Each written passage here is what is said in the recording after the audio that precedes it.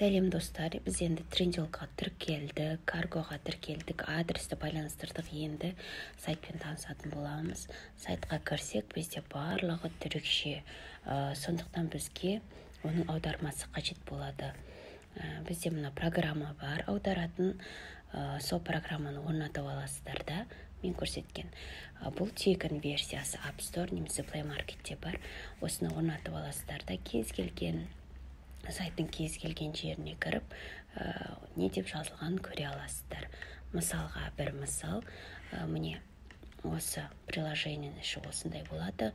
Орысша, түрікше, қазақша кез келген тілде ауыстырып ала бересіз. Енді айта кететін жайт, мысалға біз сайтқа кірдік, категорияларға кірдік, міне менюді біз скриншоттап аламыз. Скриншоттап алып, осы суретті жаңағы аудармамызға салсақ, сурет фотопленка деп жаңағы суретті таңдаймыз. Галереямыздағы жаңағы скриндаған суретімізді шығарамыз. Бізге автоматты түрде осының қазақша аудармасын шығарып береді. Дәл солай, орысша аударманы дәл осылай ауыстырып іздей беруімізге болады.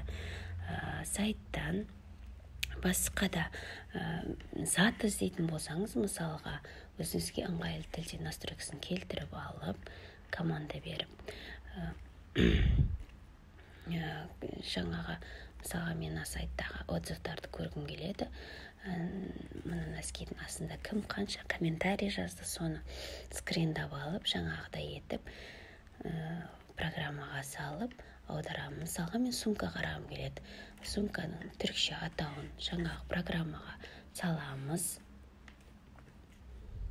Осы программаға түрікше атауын аударып аламыз. Орысша, түрікше деп тілді таңдаймыз. Сумканың атауы бізде автоматты түрде қазір шығады. Оның үстін басып отырсақ, копировать етіледі.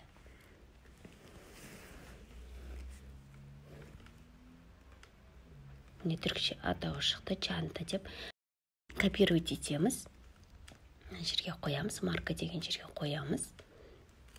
Бізге сумкалардың бірнеше атауларын шығарып берді. Осы жерден қалағанымызды таңдай береміз.